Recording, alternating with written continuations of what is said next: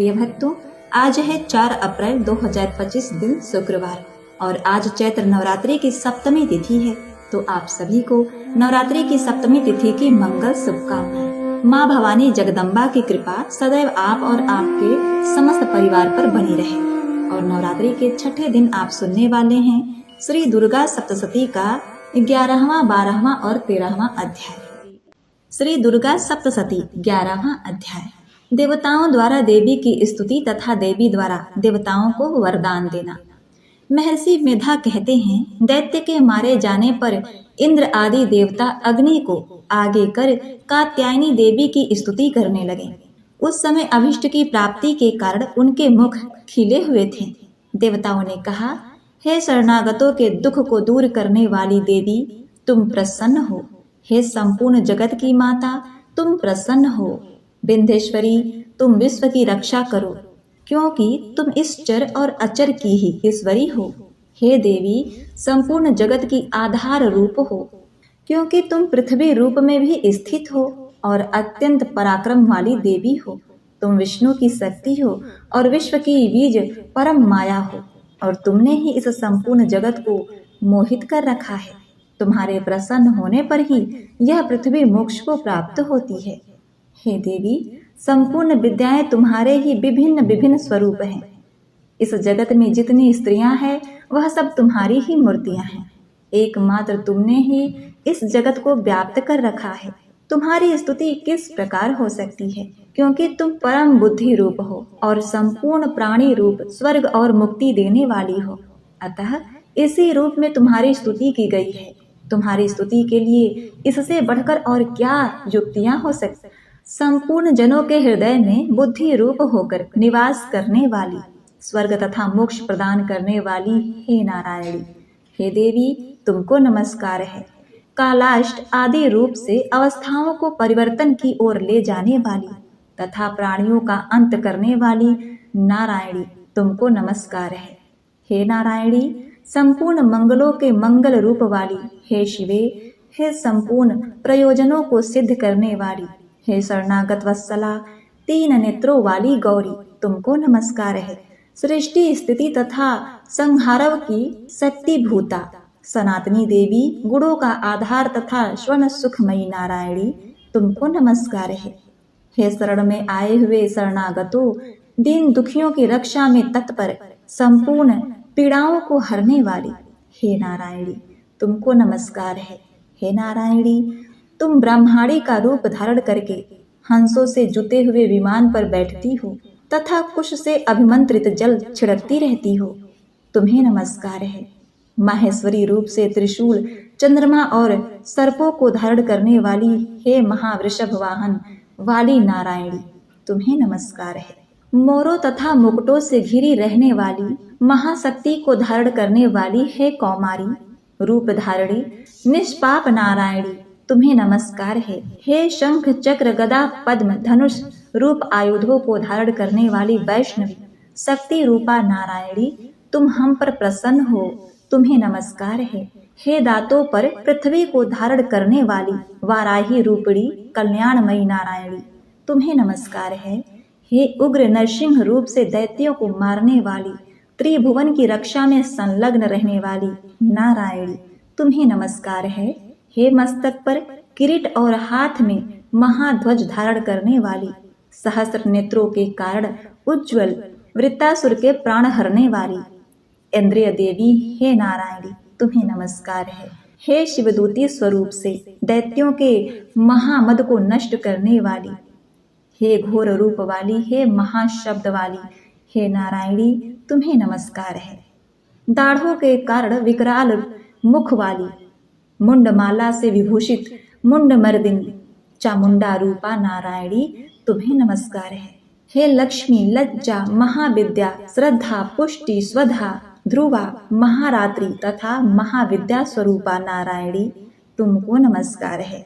हे मेधा, सरस्वती, सर्वोत्कृष्ट ऐश्वर्य रूपिणी पार्वती, महाकाली, नित्या तथा इस रूपड़ी नारायणी, तुम्हें नमस्कार है। हे सर्वस्वरूपा सर्वेश्वरी सर्वशक्ति युक्त देवी, हमारी भय से रक्षा करो, तुम्हें नमस्कार है। हे कात्यायनी, तीनों नेत्रों से भूषित यह तेरा सौमुख सब तरह के डरों से हमारी रक्षा करे, तुम्हें नमस्कार है। हे भद्रकाली, ज्वालाओं के समान भयंकर, अति उग्र एवं संपूर्ण असुरों को नष्ट करने वाला तुम्हारा त्रिशूल हमें भयों से बचावे, तुमको नमस्कार है। हे देवी, जो अपने शब्दों से इस जगत को पूरित करके दैत्यों के तेज को नष्ट करता है, वह आपका घंटा इस प्रकार हमारी रक्षा करे जैसे कि माता अपने बच्चों की रक्षा करती है। हे चंडिके, असुरों के रक्त और चर्बी से चर्चित जो आपकी तलवार है वह हमारा मंगल करे, हम तुमको नमस्कार करते हैं। हे देवी, तुम जब प्रसन्न होती हो तो संपूर्ण रोगों को नष्ट कर देती हो, और जब रुष्ट हो जाती हो तो संपूर्ण वांछित कामनाओं को नष्ट कर देती हो। और जो मनुष्य तुम्हारी शरण में जाता है उन पर कभी विपत्ति नहीं आती, बल्कि तुम्हारी शरण में गए हुए मनुष्य दूसरों को आश्रय देने योग्य हो जाते हैं। अनेक रूपों से बहुत प्रकार की मूर्तियों को धारण करके इस धर्मद्रोही असुरों का तुमने संहार किया है। वह तुम्हारे सिवा कौन कर सकता था। चतुर्दश दिशाएं, सठ शास्त्र और चारों वेद तुम्हारे ही प्रकाश से प्रकाशित हैं, उनमें तुम्हारा ही वर्णन है। और जहाँ राक्षस विषैले सर्प शत्रुगण हैं, वहाँ और समुद्र के बीच में भी तुम साथ रहकर इस विश्व की रक्षा करती हो। हे विश्वेश्वरी, तुम विश्व का पालन करने वाली विश्वरूपा इसलिए संपूर्ण जगत को धारण करती हो, इसलिए ब्रह्मा विष्णु महेश की भी वंदनीय हो। जो भक्ति पूर्वक आपको नमस्कार करता है वह विश्व को आश्रय देने वाला बन जाता है।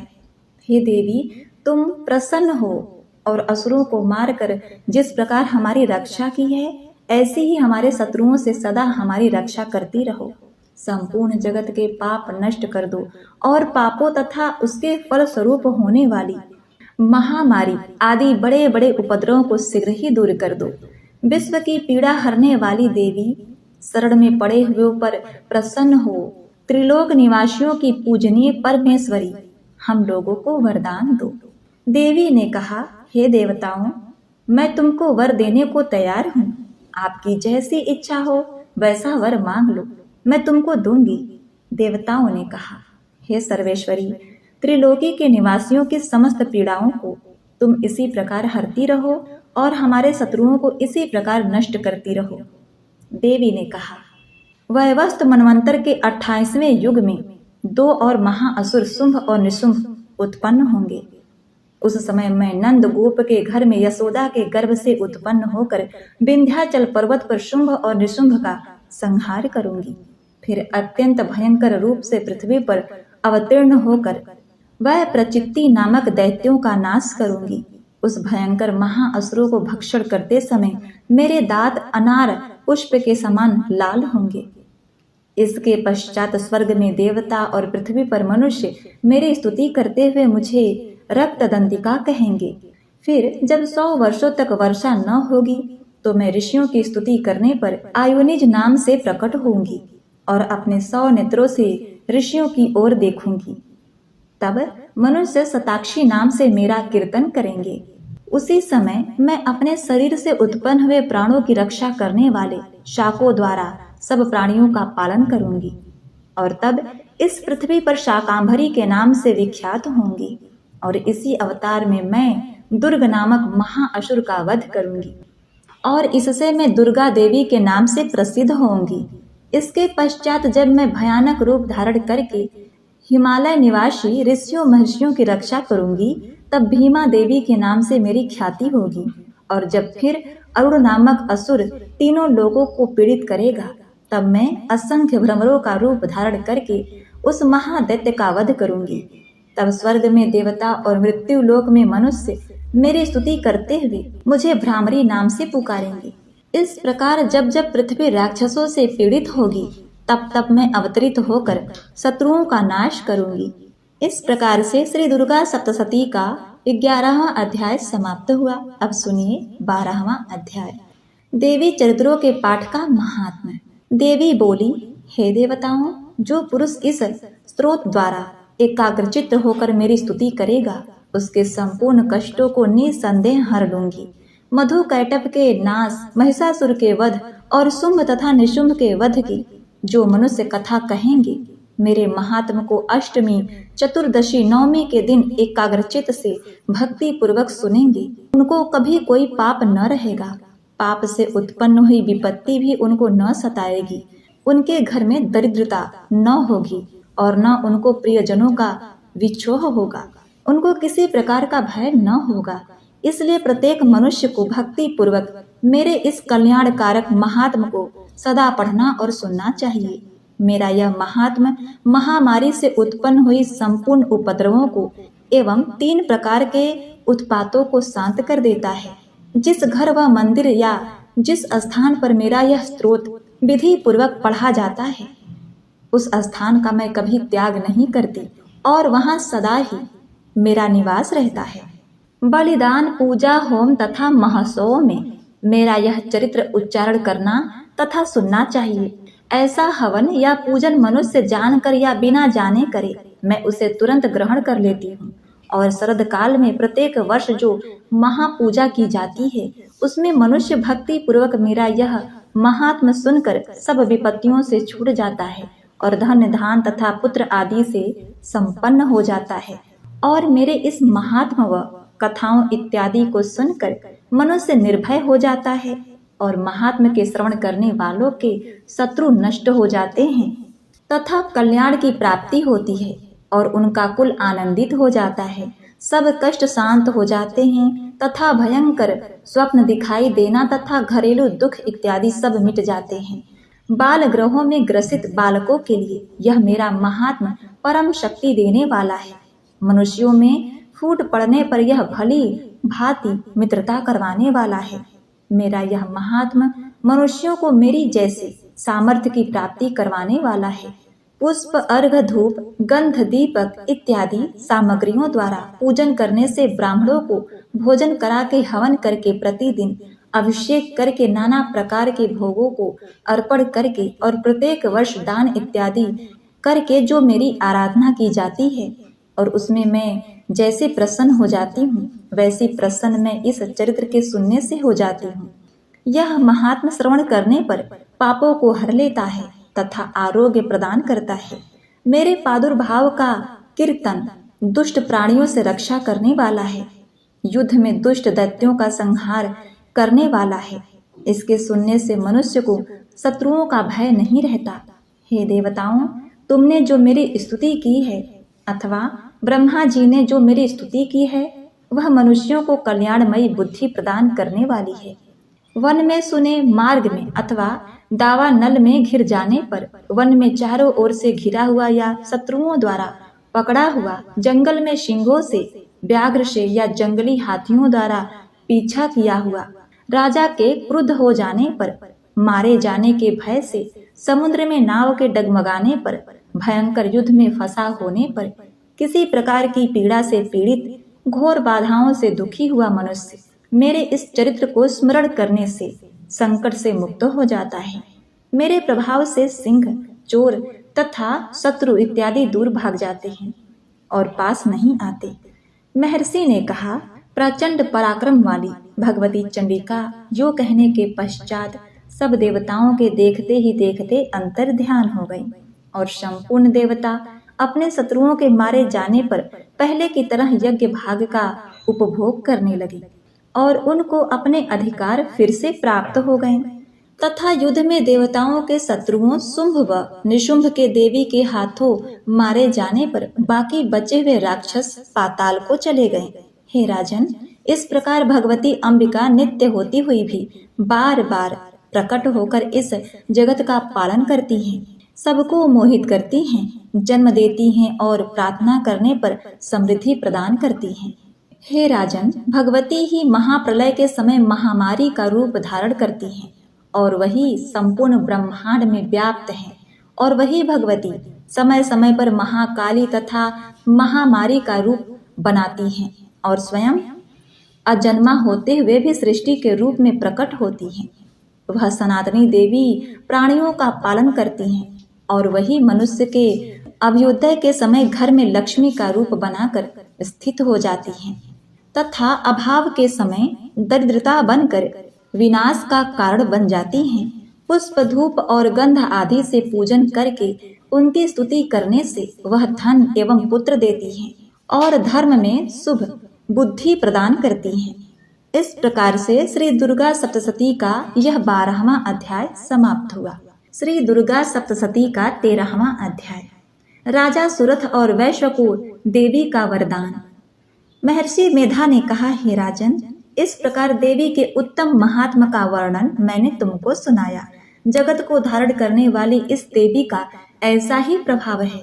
वही देवी ज्ञान को देने वाली हैं और भगवान विष्णु की इस माया के प्रभाव से तुम और वह वैश्य तथा अन्य विवेकी जन मोहित होते हैं और भविष्य में मोहित होंगे। हे राजन, तुम इसी परमेश्वरी की शरण में जाओ। यही भगवती आराधना करने पर मनुष्य को भोग, स्वर्ग तथा मोक्ष प्रदान करती हैं। मार्कंडेय जी ने कहा, महर्षि मेधा की यह बात सुनकर राजा सुरथ ने उस उग्र व्रत वाले ऋषि को प्रणाम किया और राज्य के छिन जाने के कारण उनके मन में अत्यंत ग्लानि हुई और वह राजा तथा वैश्य तपस्या के लिए वन को चले गए और नदी के तट पर आसन लगाकर भगवती के दर्शनों के लिए तपस्या करने लगे। दोनों ने नदी के तट पर देवी की मूर्ति बनाई। पुष्प, धूप, दीप तथा हवन द्वारा उनका पूजन करने लगे। पहले उन्होंने आहार को, फिर बिल्कुल निराहार रहकर भगवती में मन लगाकर एकाग्र पूर्वक उनकी आराधना करने लगे। वह दोनों अपने शरीर के रक्त से देवी को बलि करते हुए 3 वर्ष तक लगातार भगवती की आराधना करते रहे। 3 वर्ष के पश्चात जगत का पालन करने वाली चंडिका ने उनको प्रत्यक्ष दर्शन देकर कहा। देवी बोली, हे राजन तथा अपने कुल को प्रसन्न करने वाले वैश्य, तुम जिस वर की इच्छा रखते हो वह मुझसे मांगो। वह वर मैं तुमको दूंगी क्योंकि मैं तुम पर प्रसन्न हूँ। मार्कंडेय जी कहते हैं, यह सुनकर राजा ने अगले जन्म में नष्ट न होने वाला अखंड राज्य और इस जन्म में बलपूर्वक अपने शत्रुओं को नष्ट करने के पश्चात अपना पुनः राज्य प्राप्त करने के लिए भगवती से वरदान मांगा। और वैश्य ने भी, जिसका चित्र संसार की ओर से विरक्त हो चुका था, भगवती से अपनी ममता का अहंकार रूप आसक्ति को नष्ट करने वाली ज्ञान को देने के लिए कहा। देवी ने कहा, हे राजन, तुम शीघ्र ही अपने शत्रुओं को मारकर पुनः अपना राज्य प्राप्त करोगे। तुम्हारा राज स्थिर रहने वाला होगा। फिर मृत्यु के पश्चात आप सूर्यदेव के अंश से जन्म लेकर शावर्णिक मनु के नाम से इस पृथ्वी पर ख्याति को प्राप्त होगे। हे वैश्य, कुल में श्रेष्ठ आपने जो मुझसे वर मांगा है वह आपको देती हूँ। आपको मोक्ष देने वाले ज्ञान की प्राप्ति होगी। मार्कंडेय जी कहते हैं, इस प्रकार उन दोनों को मनोवांछित वर प्रदान कर तथा उनसे अपनी स्तुति सुनकर भगवती अंतर ध्यान हो गईं। और इस प्रकार क्षत्रियों में श्रेष्ठ वह राजा सुरथ भगवान सूर्यदेव से जन्म लेकर इस पृथ्वी पर शावर्णिक मनु के नाम से विख्यात हुए। तो प्रिय भक्तों, इस प्रकार से श्री दुर्गा सप्तशती का 13वां अध्याय, जो कि संपूर्ण अध्याय है, वह समाप्त हुआ। प्रिय भक्तों, अब आइए सुनते हैं माँ दुर्गा की आरती। जय अम्बे गौरी मैया, जय श्यामा गौरी, तुमको निस दिन ध्यावत हरि ब्रह्मा शिवरी। ओम जय अम्बे गौरी, मांग सिंदूर विराजत, टीको मृग मद को, उज्ज्वल से दो नैना चंद्र वदननी को। ओम जय अम्बे गौरी, कनक समान कलेवर रक्तांबर राजे, रक्त पुष्प गलमाला कंठन पर साजे। ओम जय अम्बे गौरी, के हरि वाहन राजत, खड़ग खपर धारी, सुर नर मुनि जन सेवत, तिनके दुख हारी। ओम जय अम्बे गौरी। कानन कुंडल शोभित नासाग्रे मोती, कोटि चंद्र दिवाकर राजत समज्योति। ओम जय अम्बे गौरी। शुंभ निशुंभ विदारे महिषासुर घाती, धूम्र विलोचन नैना निशिदिन मदमाती। ओम जय अम्बे गौरी। चंड मुंड संहारे शौरिक बीजहरे, मधुकैटभ दो मारे सुर भयहीन करे। ओम जय अम्बे गौरी। ब्रह्माणी रुद्राणी तुम कमला रानी, आगम निगम बखानी तुम शिव पटरानी। ओम जय अम्बे गौरी। 64 योगिनी मंगल गावे नित्य करत भैरू, बाजत ताल मृदंगा अरु बाजत डमरू। ओम जय अम्बे गौरी। तुम ही जग की माता, तुम ही हो भरता, भक्तन की दुख हरता, सुख संपत्ति करता। ओम जय अम्बे गौरी। भुजाचार अति शोभित खड़ग खपरधारी, मन वांछित फल पावत सेवत नर नारी। ओम जय अम्बे गौरी। कंचन थाल विराजत अगर कपूर बाती, श्रीमाल के तू में राजत कोटि रतन ज्योति। ओम जय अम्बे गौरी। अम्बे जी की आरती जो कोई नर गावे, कहत शिवानंद स्वामी सुख संपत्ति पावे। ओम जय अम्बे गौरी। ओम जय अम्बे गौरी। मैया जय श्यामा गौरी। तुमको निश दिन ध्यावत हरि ब्रह्मा शिवरी। ओम जय अम्बे गौरी।